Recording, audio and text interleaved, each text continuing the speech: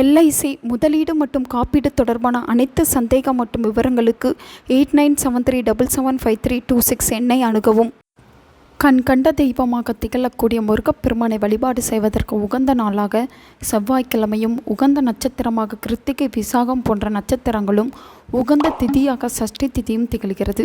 இதை தவிர்த்து இன்னும் சில விசேஷ நாட்களும் இருக்கின்றன. அந்த நாட்களை நாம் சரியாக பயன்படுத்தினோம் என்றால் நாம் கேட்ட வரம் நமக்கு கிடைக்கும் என்றே கூறலாம். அந்த வகையில் முருகப்பெருமானின் அருளை பெறுவதற்கு உதவக்கூடிய ஒரு எளிமையான வழிபாட்டு முறையை பற்றி தான் இந்த வீடியோவில் நாம் பார்க்க போகிறோம். முருகப்பெருமானை பலரும் பலவிதமான வேண்டுதலுக்காக வழிபாடு செய்வார்கள். அந்த வேண்டுதல்கள் அனைவருக்கும் நிறைவேறிவிட்டதா என்று கேட்டால் ஒரு சிலருக்கு இல்லை என்று பதில் வரும். இதற்கு முக்கியமாக அவர்களுடைய கர்ம வினைகளை காரணம் என்றாலும், எந்த வேண்டுதலை நாம் முன்வைக்கின்றோம், அந்த வேண்டுதலுக்குரிய கிரகம் எது என்பதை அறிந்து அதற்குரிய நாளில் முருகப்பெருமானை வழிபாடு செய்யும் பொழுது அதனால் விரைவில் பலனை பெற முடியும். அந்த வகையில் நம்முடைய வாழ்க்கையில் பலவிதமான நன்மைகளை அருளக்கூடிய கிரகமாக திகழ்வதுதான் குரு. குரு பார்க்க கோடி நன்மை என்று கூறி கேள்விப்பட்டிருக்கிறோம் அல்லவா? குரு பகவானின் அருள் இருந்தால்தான் ஒருவருக்கு நல்ல வேலை, நிரந்தர வருமானம், தனத்தடைகள் நீங்குவது, குழந்தை பாக்கியம் கிடைப்பது, திருமண யோகம் உண்டாவது போன்ற அனைத்துமே நிகழும். அப்படிப்பட்ட குரு பகவானுக்குரிய கிழமையாக திகழ்வது தான் வியாழக்கிழமை.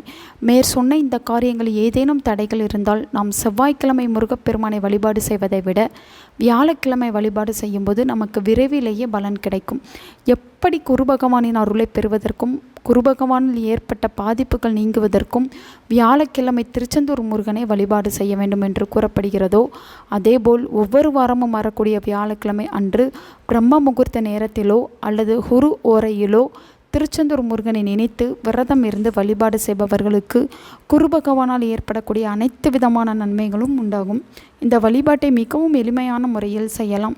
காலையிலேயே பிரம்ம முகூர்த்த நேரத்தில் எழுந்து சுத்தமாக குளித்துவிட்டு வீட்டு பூஜை அறையில் எப்போதும் போல் தீபம் ஏற்றிக் கொள்ளுங்கள்.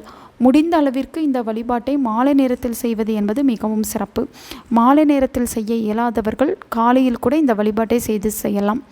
முருகப்பெருமானின் படத்தை சுத்தம் செய்து சந்தனம் குங்குமம் வைத்து கொள்ளுங்கள்.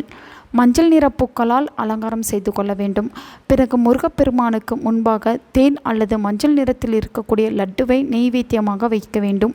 பிறகு முருகப்பெருமானுக்கு முன்பாக ஒரு அகல் விளக்கை வைத்து அதில் சுத்தமான நெய் ஊற்றி மஞ்சள் நிற திரி போட்டு தீபமேற்றி உங்களுடைய வேண்டுதல் என்னவோ அந்த வேண்டுதலை கூற வேண்டும்.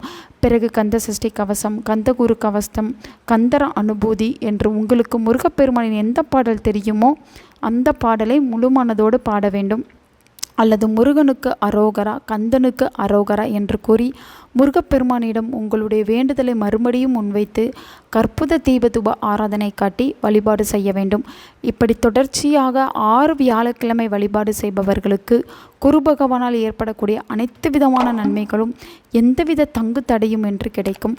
தந்தைக்கு குருவாக இருந்து பாடம் சொன்ன சுப்பிரமணியனை மனதார நினைத்து வியாழக்கிழமை தோறும் வழிபாடு செய்பவர்களுக்கு முருகனின் அருளும் குருவின் அருளும் பரிபூரணமாக கிடைக்கும். நல்லதே நடக்கும். உங்கள் நண்பர்களுக்கும் உங்கள் உறவினர்களுக்கும் இந்த வீடியோவை ஷேர் பண்ணுங்க. அவங்களும் இதை பற்றி தெரிஞ்சுக்கிடட்டும். ஆன்மீகம் டிவி தமிழ் சேனலை சப்ஸ்கிரைப் பண்ணுங்க.